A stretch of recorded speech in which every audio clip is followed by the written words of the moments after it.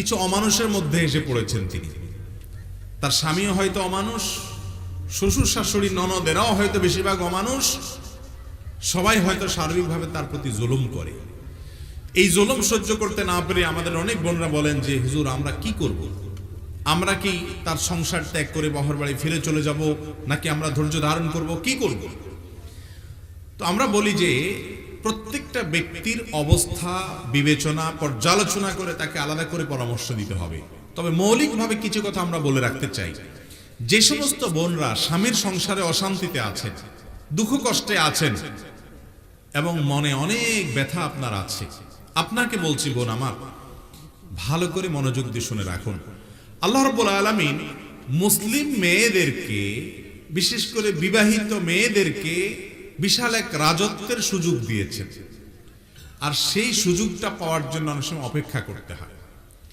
এটা ঠিক যে আমাদের সমাজে বড় একটা অংশ দিন দিন কমে যাচ্ছে আলহামদুলিল্লাহ এই অপরাধের মাত্রা, কিন্তু বড় একটা অংশের মধ্যে এখনই অপরাধটা আছে যে পরের ঘরের একটা মেয়ে আসছে, মেয়েটা তার বাপ ভাই বোন আপনজন ছোটবেলা থেকে যে ভাই বোনের সাথে বড় হয়েছে, কত মহাব্বত কত ভালোবাসা, তাদের সবাইকে রেখে, নিজের ছোট বোনটা বড় বোনটা মা বাবা সবাইকে রেখে চিরজীবনের জন্য সারা জীবনের জন্য আরেকটা ফ্যামিলিতে চলে আসছে। কত বড় ত্যাগ করেছে। এই ফ্যামিলির প্রত্যেকটা মানুষের উচিত হলো তাকে প্রতিটা মুহূর্তে রেসপেক্ট করা, সম্মান করা, মায়া করা, মহব্বত করা, তার জন্য কষ্ট না হয় সেদিকটা খেয়াল করা। সেটা না করে বরং শাশুড়িও খোঁচা দেয়, ননদেও খোঁচা দেয়, শ্বশুরও হয়তো খোঁচা দেয়, স্বামী অনেক সময় অমানুষের মতো খোঁচা দেয়, খোঁটা দেয় এবং নানাভাবে কষ্ট দেয়, কথা দিয়ে কাজ দিয়ে। আছে না এগুলো আমাদের সমাজ?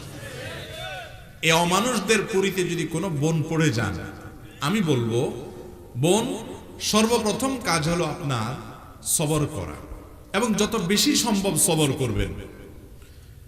একজন মুসলিম মেয়ে তার সাংসারিক জীবনে স্বামীর সংসারে যদি শুরুর দিকে অনেক কষ্টেও থাকেন, 80%-এরও বেশি হবে। এই ধরনের মেয়েরা যদি সবর করতে পারেন, ধৈর্য ধারণ করতে পারেন, একসময় তার এই দুঃখ তো আর থাকেই না, বরং আল্লাহ রাব্বুল আলামিন তাকে এমন সুখ দেন, এমন প্রশান্তি দেন যে আগের সমস্ত দুঃখ সে ভুলে যায়। কিভাবে আমি একটু বুঝাই। বেশিরভাগ ফ্যামিলিতে ধরেন স্বামীটা অমানুষ, সে শ্বশুর বাড়িতে কি দিল না দিল এগুলো নিয়ে আপনাকে কষ্ট দেয়, সে আপনার ছোট বড় সামান্য দোষ হইলেই সে আপনার সাথে দুর্ব্যবহার করে, হয়তো আপনার শাশুড়ি আপনার বাপের বাড়িতে কি দিল না দিল এগুলো নিয়ে আপনাকে খোঁটা দেয়, আপনার ননদটা হয়তো আপনার সাথে সারাদিন ঝগড়া লাগায় বসে থাকে, শাশুড়ি তার মেয়ের পক্ষে যায়, আপনার পক্ষে থাকে না, আপনার স্বামীকে বরং উল্টাপাল্টা বুঝায়, অনেকভাবে অত্যাচার করে। আপনি যদি সবর করেন, আল্লাহ তাআলা আপনার ঘরে যদি সন্তান দেয়, এই সন্তানগুলো যদি আস্তে আস্তে বড় হয়, এই সন্তানগুলো বড় হওয়ার পরে এরা কার পক্ষে যাবে, বাপের পক্ষে না মায়ের পক্ষে? এটা হলো ইসলামের সৌন্দর্য, এটা হলো মুসলমানদের পরিবারের সৌন্দর্য এবং আমাদের সাবকন্টিনেন্টের সৌন্দর্য বলতে পারি আমরা এটা। এই ছেলে মেয়েগুলো যখন বড় হবে তারা কিন্তু সব মায়ের পক্ষে থাকবে। এই ছেলে মেয়ে বড় হওয়ার পর আপনার স্বামী যে আপনার সাথে সারাদিন বেয়াদবি করেছে, কষ্ট দিয়েছে, জুলুম করেছে, ছেলে মেয়েরা 3-4টা 4-5টা ছেলে মেয়ে যখন হয়ে যাবে, এরা যখন বড় হয়ে যাবে, তখন কিন্তু আর আপনার স্বামী আপনার সাথে জুলুম করার দুঃসাহস দেখাবে না। ঠিক না বেঠিক? কারণ তখন জুলুম করলে খবর আছে, বাহিনী রেডি হয়ে গেছে। ঠিক না বেঠিক? শুধু রেডি হয়েছে তা না, আপনার শাখা বাহিনীও রেডি হবে, একটা বাহিনী না। ছেলের ঘরের যখন আবার নাতি নাতনি হবে, মেয়ের ঘরের যখন নাতি নাতনি হবে, মাশাআল্লাহ, এরাও সব কার পক্ষে থাকবে? নানির পক্ষে থাকবে। ঠিক না বেঠিক? তো এককালে যদি আপনি কষ্ট করেন, এক সময় দেখবেন কষ্টগুলো দূর হয়ে গেছে, শাশুড়ির মুখেও তালা পড়ে গেছে, ননদের মুখেও কুলুপ পড়ে গেছে, দেবর যদি আপনাকে কষ্ট দিয়ে থাকে, অবিচার করে থাকে, সে অমানুষও চুপ হয়ে গেছে, আপনার স্বামী বাধ্য হয়েও হলেও সাইজ হয়ে গেছে। ঠিক না বেঠিক? এই জন্য দেখবেন বেশিরভাগ ফ্যামিলিতে বুড়ি চাচি যারা আছেন, দাদি যারা আছেন, মুরব্বীরা আছেন, ওনারা ওনাদের স্বামী যারা বুড়া চাচারা মুরব্বীরা যারা আছেন, এদেরকে কিন্তু দমক রাখে সারাদিন। ঠিক না বেঠিক? খেয়াল করেন না আপনারা এগুলা? কিছু হইলে বলে আপনি চুপ করেন, বেশি কথা বলেন, আপনার জন্যই তো সব উল্টাপাল্টা হচ্ছে। বেশি বোঝেন আপনি। এই কথাগুলো কিন্তু আমাদের মা চাচিরা, মুরব্বী মহিলারা সাধারণত বুড়াদেরকে বলে, ঠিক না ঠিক? এটা বেয়াদবি হবে না, কারণ এটা ওই বুড়াও এটাকে এনজয় করেন, মজা করেন, ওনাদের মধ্যকার বোঝাপড়ার মধ্যে এটা হয়ে থাকে। তো এই যে এককালে আপনাকে সে হয়তো এই বুড়া কত অত্যাচার করছে, জুলুম করছে, উল্টাপাল্টা করছে, কিন্তু একটা সময় সে এসে সাপের মতো মরার পরে সামুদ্র সোজা হয়, সেরকম বুড়া কালে সোজা হয়ে গেছে। এখন সব বাহিনী আপনার। এই জন্য যারা স্বামীর সংসারে কষ্ট করেন, হুটহাট করে বাপের বাড়ি চলে যাওয়া, তালাক নিয়ে নেওয়া, বিচ্ছেদ করে নিয়ে নেওয়া, এটা উচিত না। ভাববেন, চিন্তা করবেন এবং ভালো করে ভেবে চিন্তে তারপরে সিদ্ধান্ত নেবেন, মুরব্বীদের সাথে পরামর্শ করবেন, হুটহাট করে যাবেন না। অনেক লোক আছে আপনাদেরকে উস্কানি দিবে। মানুষ শয়তান আছে, ইবলিশ শয়তান আছে। দুই রকমের ইবলিশে আমাদের মা বোনদেরকে উস্কানি দেয়, বলে যে মাথা খারাপ, কেন থাকবি তুই, দুনিয়াতে ছেলের অভাব পড়ছে, পালা তুই, বের হয় এর ঘর থেকে, আপনারে বের করে দিবে। এরপরে একটা সময় আপনার মনে হবে যে না, আমার স্বামীটার কিছু ভালো গুণও তো ছিল, তখন আপনি মিস করবেন এবং দুঃখ করবেন। বিশেষ করে যারা আপনাকে উস্কানি দেয়, আমার ব্যক্তিগত অভিজ্ঞতা, বেশিরভাগ বিবাহ বিচ্ছেদের পর একটা সময় তারা আবার একত্র হতে চায়, বুঝতে পারে যে না, রাগের মাথায় আলাদা হয়ে গেছে, এটা উচিত হয় নাই। তো এই তাল দেওয়ার মানুষ অনেক পাবেন, নাইল দেওয়ার মানুষ পাবেন না। শুধু তাল দিবে, নারিকেলটা আর দিবে না। তো বিশেষ করে স্বামী স্ত্রীর মধ্যে কিছু হলেই স্ত্রীকে ফুসলায় ফুসলায় ভাঙার মানুষ অনেক পাবেন, গোড়ার মানুষ কম পাবেন। খুব ভেবেচিন্তে ডিসিশন নেবেন। বেশিরভাগ ক্ষেত্রেই আল্লাহ রাব্বুল আলামিন, শুধু মেয়েদেরকে না, ছেলেদের ক্ষেত্রে একই কথা প্রযোজ্য। এক সময় দুঃখে থাকলে আল্লাহ তাআলা অন্য সময় সুখ দেন। ইন্না মাআল উসরি ইউসরা, কষ্টের পাশাপাশি আল্লাহ তাআলা সুখ রেখেছেন, বিধায় সবর করতে হবে। আল্লাহ তাআলা আমাদেরকে তৌফিক দান করুন। কোন নারী যদি বলেন যে আমি পুরুষের একাধিক বিয়ের সিস্টেমকে ঘৃণা করি, তাহলে কি তার গুনাহ হবে? খুবই প্রয়োজনীয় একটি প্রশ্ন। আমাদের এই সমাজে অনেক অবৈধ এবং হারাম কাজ, অন্যায় কাজ, পাপের কাজ, জঘন্য খারাপ কাজকে মানুষ খারাপ মনে করে না। আবার অনেক ভালো কাজ, সওয়াবের কাজ বা বৈধ কাজ, যেটা জায়েজ কোরআন হাদিসের আলোকে, সেটাকে মানুষ দোষের মনে করে। ইহুদি খ্রিস্টানদের ষড়যন্ত্রের একটা অংশ, শয়তান এবং শয়তানের দোসরদের ষড়যন্ত্রের একটা অংশ হলো একাধিক বিবাহকে দোষের বিষয় হিসেবে দেখানো। আমাদের সমাজে কেউ যদি বিবাহ বহির্ভূত সম্পর্ক করে, রিলেশন করে, সেটাকে সমাজের এলিট শ্রেণী তেমন কোনো দোষের কিছু মনে করে না, মনে করে এটা তার রাইট আছে, তার স্বাধীনতা আছে। হারাম কাজ করলো সেটাকে অধিকার মনে করে। আর একজন মানুষ কোরআন এবং হাদিসের দেওয়া অনুমোদন উপলক্ষে বা সেটার উপরে ভিত্তি করে সে যদি দ্বিতীয় বিয়ে করে, আগে তার একটা স্ত্রী আছে, আরেকটা বিয়ে করে, তাহলে মনে করে লোকটা কত খারাপ। চিন্তা করে, কোন মসজিদের ইমাম সাহেব বা কোন হুজুর সাহেব বেচারার যদি দ্বিতীয় বিয়ে করে, তাহলে সেটাকেও সমাজের একটা বড় অংশের মানুষ মনে করে যে দেখছো, এই হুজুরটারও ভালো মনে করছিলাম, সেও শেষ পর্যন্ত দ্বিতীয় বিয়ে করলো। দ্বিতীয় বিয়ে করাটা কি কোনো খারাপ কাজ, হারাম কাজ? বউ একটা আছে, এরপরে আকাম করতেছেন ফেসবুকে ইটিশ পিটিশন মেয়েদের সাথে, এটারে খারাপ মনে করতেছেন না, কিন্তু আরেকজন দ্বিতীয় বিয়ে করছে, এটারে কি মনে করতেছেন? মনে রাখবেন, দ্বিতীয় বিয়ে করা এটা কোনো দোষের না। আমাদের সমাজের একটা বড় অংশ টোকাই, রংবাজ এবং সাধারণ কিছু মানুষ, যাদের মধ্যে আল্লাহ রাসূলের ভয়, আল্লাহর ভয় নাই, কোরআন হাদিসের প্রতি মানার কোনো গুরুত্ব নাই, এরা দেখা যায় দুইটা তিনটা বিয়ে করে এক এক জায়গায় ফেলে রেখে চলে যায়, অমানুষের মতো আচরণ করে। তাদের কারণে আপনি একাধিক বিয়েকে খারাপ বলতে পারেন না। আল্লাহ রাব্বুল আলামিন যেটা আপনার জন্য অনুমোদন রেখেছেন, কোরআন যেটাকে জায়েজ বলেছে, ওইটাকে যদি খারাপ মনে করেন, তাহলে আপনার ঈমান নিয়ে টানাটানি দেখা দিবে। কোন বোন, কোন মেয়ে, অনেক মহিলারা এরকম আছেন, বলেন ইসলামের সব মানে, কিন্তু যেহেতু দ্বিতীয় বিয়ে জায়েজ হলে তার স্বামী আবার দ্বিতীয় বিয়ে করতে পারে, এই জন্য তিনি দ্বিতীয় বিয়েকে অপছন্দ করেন। আমার বোন, এটার কারণে ঈমান হারা হয়ে যাওয়ার আশঙ্কা আছে। এটা হলো আল্লাহর বিরুদ্ধে বিদ্রোহ করা।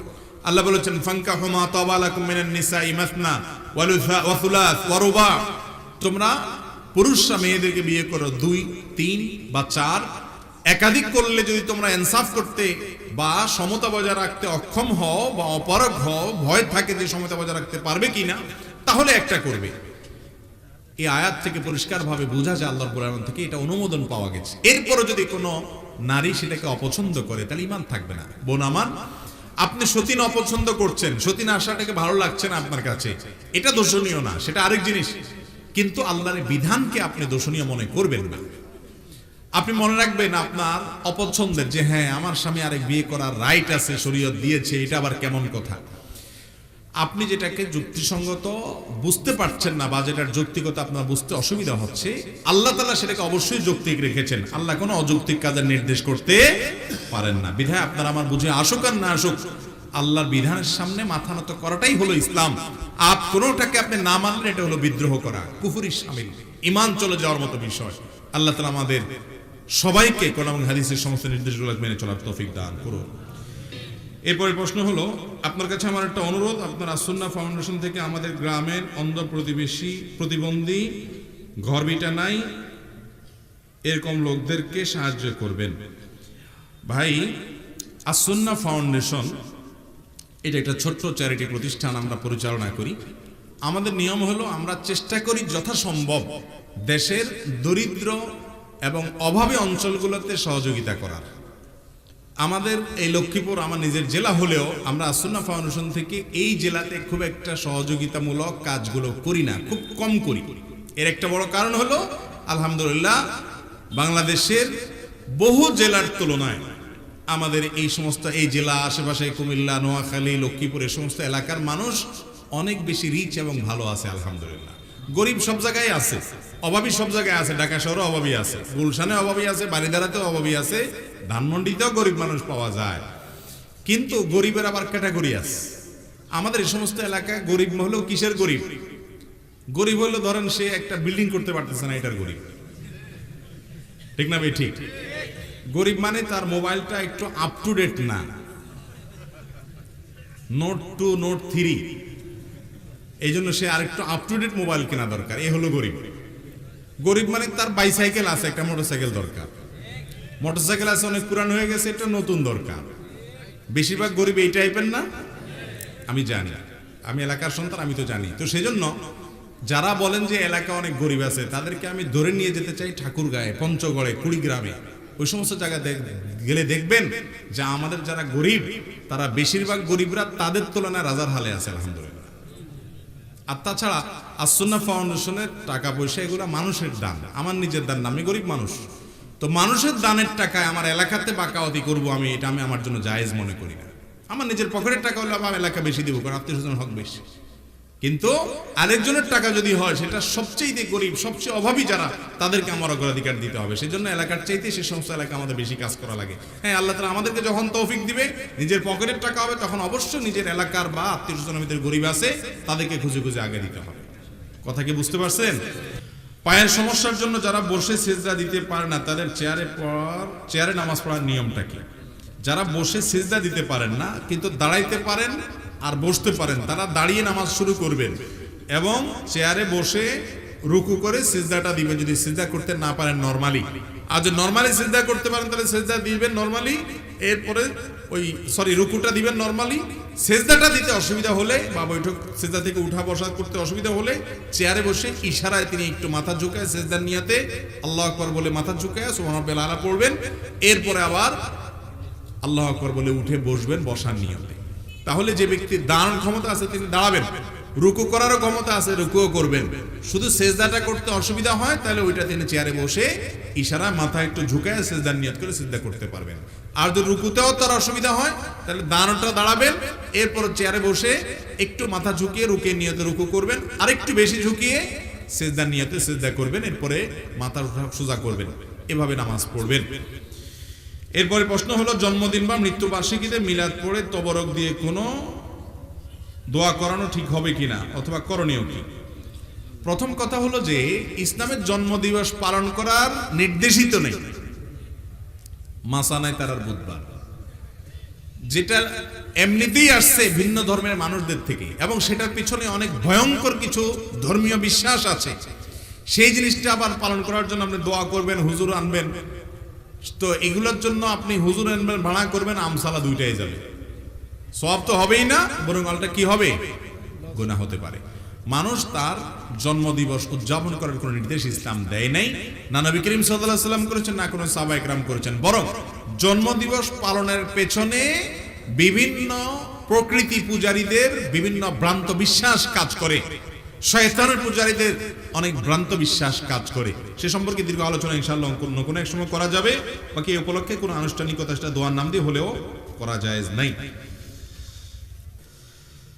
এরপর প্রশ্ন হলো শিরকি যারা মুসলিম হয়েও শিরকে লিপ্ত, তারা যদি তওবা না করে মৃত্যুবরণ করে তাহলে কি তার চিরকাল জাহান্নামের অধিকারী হবেন, নাকি শিরক করার কারণে জাহান্নামের শাস্তি ভোগ করার পর জান্নাতে প্রবেশ করবেন? ভাই, শিরক সম্পর্কে আল্লাহ রাব্বুল আলামিন বলেছেন, ইন্নাল্লাহা লা ইয়াগফিরু আন ইউশরাকা বিহি, আল্লাহর সঙ্গে যদি কেউ শিরিক করে, অর্থাৎ বড় শিরিক, কাউকে সিজদা করলো, কাউকে আল্লাহর স্থানে স্থলাভিষিক্ত করলো, এরকম মনে করলো, ইবাদত করলো যেটা আল্লাহর শানে শুধুমাত্র করা যায়, সেটা বড় শিরিক করলো, তাহলে সেই ব্যক্তি সম্পর্কে আল্লাহ বলেছেন এইটাকে আল্লাহ তাআলা মাফ করবেন না। ওয়া ইয়াগফিরু মা দুনা যালিকা লিমান ইয়াশা, শিরক ছাড়া যেগুলো আছে তার সবগুলা যত অন্য অপরাধ হোক না কেন, বান্দার হকের কথা ভিন্ন, বান্দার কাছ থেকে মাফ নিতে হবে। আল্লাহর হক সংশ্লিষ্ট সমস্ত অপরাধ আল্লাহ মাফ করবেন, তো শিরক মাফ করবেন না। এই জন্য শিরক করে কেউ যদি তওবা করে মাফ চায় তাহলে ভিন্ন কথা, আবার মাফ হবে। কিন্তু শিরক করে তওবা করা ছাড়া, শিরক করা অবস্থায় সে মারা গেল, তাহলে মুশরিক অবস্থা মারা গেলে এই ব্যক্তির কোনো রক্ষা নাই এবং চিরকাল সে জাহান্নামে থাকবে। আল্লাহ তাআলা আমাদের সবাইকে শিরকের মতো এরকম ভয়াবহ অপরাধ থেকে বেঁচে থাকার তৌফিক দান করুন।